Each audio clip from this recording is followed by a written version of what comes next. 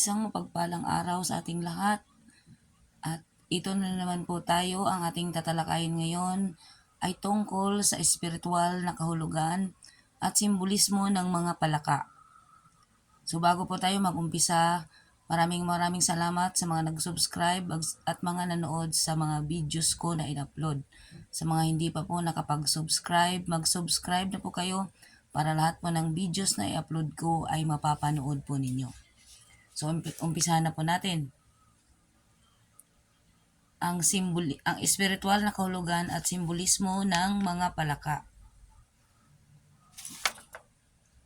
Ang mga palaka ay naninirahan sa planeta kasama ng mga tao sa loob ng libu-libong taon at sa paglipas ng panahon nakakakuha sila ng iba't ibang simbolikong kahulugan.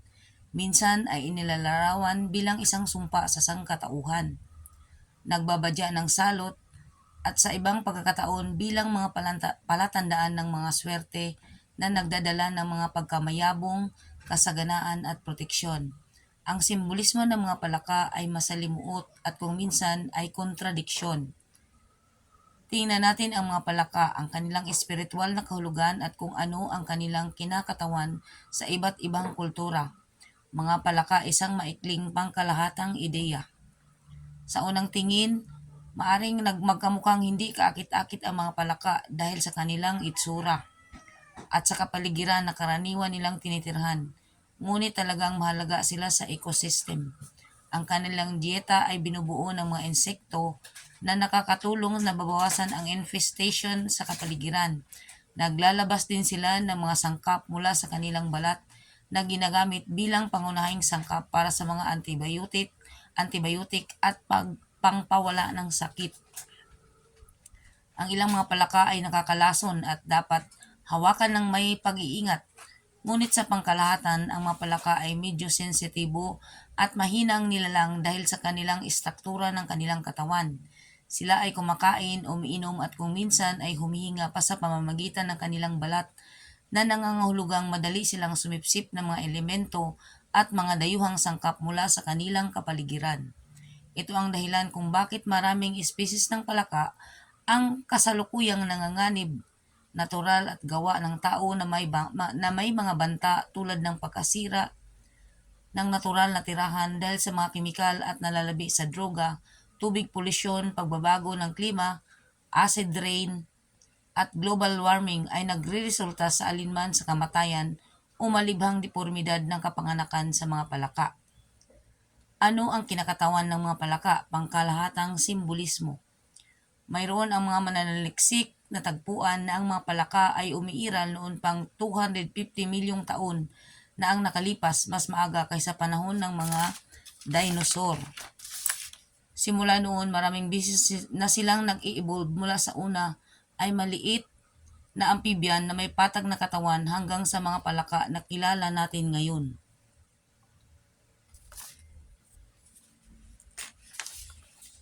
Sa napakahabang kasaysayan, hindi nakakagulat na makikita sila bilang malalim na naka-embed sa iba't ibang kultura. Bilang resulta, maraming simbolismo nito at alamat naman nakapalibot sa mga amphibious na nilalang na ito na ipinasa sa mga espiritual na paniniwala at sinaunang tradisyon.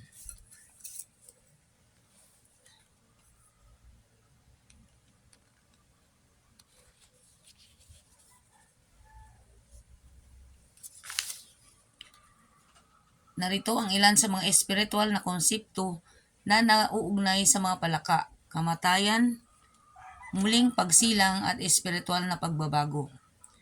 Katulad ng mga paru-paro, ang ilang aspeto ng mga buhay ng mga palaka ay nauugnay sa pag-renew, muling pagsilang at pagbabago. So tingnan natin ang teorya ng kulay, simbolismo ng mga kulay ng mga palaka. Sa kanilang ikot ng buhay, nagsisimula sila muli sa pagiging isang simpleng itlog, pagkatapos ay nag-i-evolve sa mga tadpoles at sa wakas nagiging ganap na nabuong mga palaka na may sapat na gulang na may kakayahang hindi lamang lumalangoy sa tubig ngunit gumagalaw din sila sa lupa.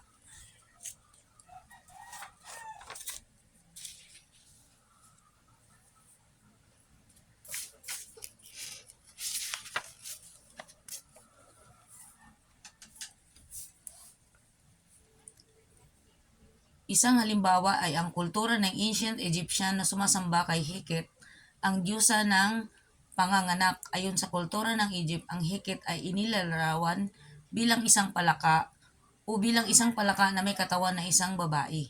Siya ay pinaniniwalaang may hawak na kapangyarihan sa katawan at buhay ng sanggol sa sinapupunan at sa kaligtasan ng ina at anak sa panahon ng panganganak at sa pagbubuntis ay madalas na nagdadala ng mga anting-anting na hugis palaka at nagdarasal para sa ligtas na panganganak. So, ito sila pala ay sumisimbolo din sila sa isang buntis para sa kaligtasan ng isang sanggol at sa pagpapanganak ng isang ina. So, ang sumunod ay pagpapagaling, paglilinis at proteksyon. Para sa isang kultura, ang mga palaka ay sumasagisag sa pagpapagaling at proteksyon. Tinukoy ng mga Celts ang mga palaka bilang mga pinuno ng earth at inuugnay ng mga hayop sa pagpagaling at paglilinis dahil madalas silang matatagpuan malapit sa mga pinagmumula ng tubig tulad ng balon at ilog na sagrado sa mga Celtic culture. Nakikita rin ang mga katutubong kaugalian sa Hilaga at Timog Amerika at ilang bahagi ng Europa ang mga palaka bilang mga manggagamot at binanggit na ang mga kanilang mga kanta ay maaaring maglaman ng mga banal na kapangyarihan upang itaboy ang masasamang espiritu. So ang mga palaka pala, 'di ba sa gabi, pag ang bahay mo ay nasa gitna ng palayan, ang ingay ng mga palaka, ang iingay ng mga huni nila, yun pala ay ang simbolo pala noon ay ang kanta, parang kanta sa kanila yun na nagtataboy sa masasamang espiritu. Noong medieval na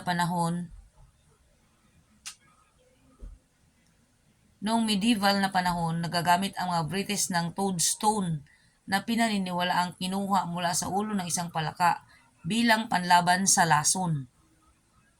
Ang mga batong ito ay pinaniniwalaan ding nagbabago ng kulay o umiinit kapag nakakita ng mga lason na nagbibigay daan sa nagsusuot na maiwasan ang pagkalason. So ito pala ay ang nung unang panahon pala, magkaroon ka ng toadstone, palaka, hugis palaka, pero bato siyang maliit. Ilagay mo lang ito sa iyong bulsa at kapag ikaw ay pumupunta sa lugar na may maraming naglalason, maging isang palang palatandaan o babala yun na hindi na ang pagkain ay may nakalagay na lason. So kumbaga, depensa yun na hindi ka malalason kasi makikita, mag-iiba ang kulay ng toadstone o palaka na maliit na palaka na bato siya, mag-iiba ang kulay niya pag ang pagkain na yung hinawakan na yung balak na kakainin ay mayroong lason. So malalaman mo pala yun. Pangkontra din siya sa lason noong unang panahon. Samantala sa Japan, ang mga palaka ay kumakatawan sa proteksyon, lalo na kapag naglalakbay ito. Ang dahilan kung bakit maraming Hapon ay madalas na nagdadala ng mga agimat ng palaka sa kanilang paglalakbay. Ang salitang Hapon para sa palaka ay kairo na nangangahulugang bumalik. Naniniwala din ang ilang iba pang kultura na ang mga palaka ay may mga espiritong mensahero na ipinadala mula upang linisin ang mga tao sa mga negatibong kaisipan at payagan silang yakapin ang kanilang tunay na pagkatao. So, ang sumusunod naman na simbolismo ng palaka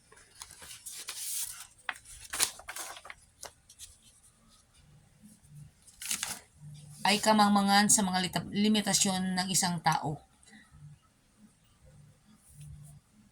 Ang mga bansa sa silangan ay mayroong isang sikat na kwento tungkol sa isang palaka na nakulong sa ilalim ng isang balon. Sa kanyang pangitain ang mga karanasan sa buhay na limitado sa loob ng pader na nakapalibot sa balon, ipinagmamalaki ng palaka ang kagandahan at kaalaman nito. Bilang resulta ng mga makabuluhang pisikal na pagbabagong ito na pinagdaanan nila sa bawat yugtong ito na kanilang buhay, ang kanilang life cycle ay kadalasang nauugnay sa transmutation at espiritual na pagbabago. Kaya habang dumadaan ang palaka, isang kumpletong metamorphosis. Maaari itong kumatawan sa pagbabago ng isang tao sa sandaling bitawan nila ang isang madilim na nakaraan o mga pagsisisi na maaring pumigil sa kanila. Naglalagas din ang mga palaka ng kanilang balat.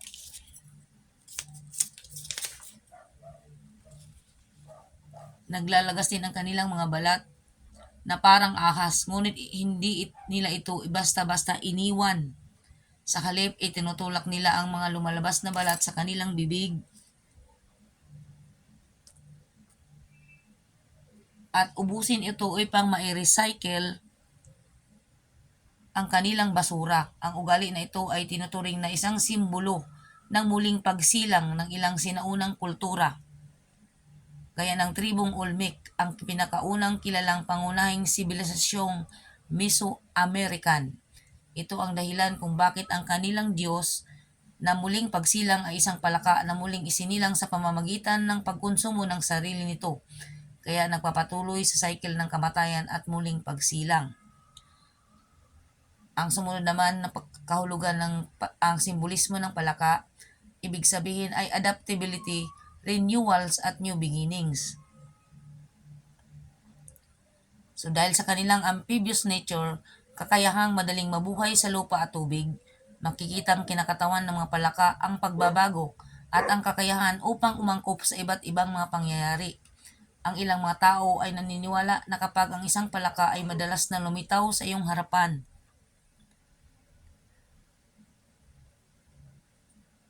ito ay isang paalala na yakapin ang pagbabago at huwag matakot dahil ito ay isang pagkakataon para sa paglaki at pagpabuti. Gayon din ang mga palaka ay may posibilidad na maaring maging mas epektibo sa tagsibol kapag ang panahon na ay nagsisimulang uminit. Muli ito ay isang metapora kung bakit nauugnay ang mga ito sa pag-renew at bagong simula. So ito yung palaka na sinasabing toadstone noong unang panahon na ginagamit siya. Palaka siya. Itsurang palaka siya pero hindi siya palakang buhay, kundi parang bato siya, mabigat.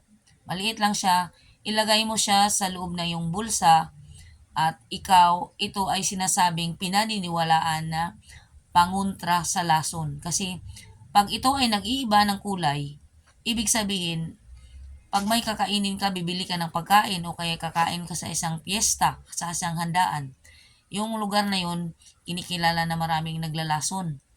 Pero bago mo pa makain yung lason, yung pagkain na may lason, itong toadstone na ito ay magbabago ang kulay.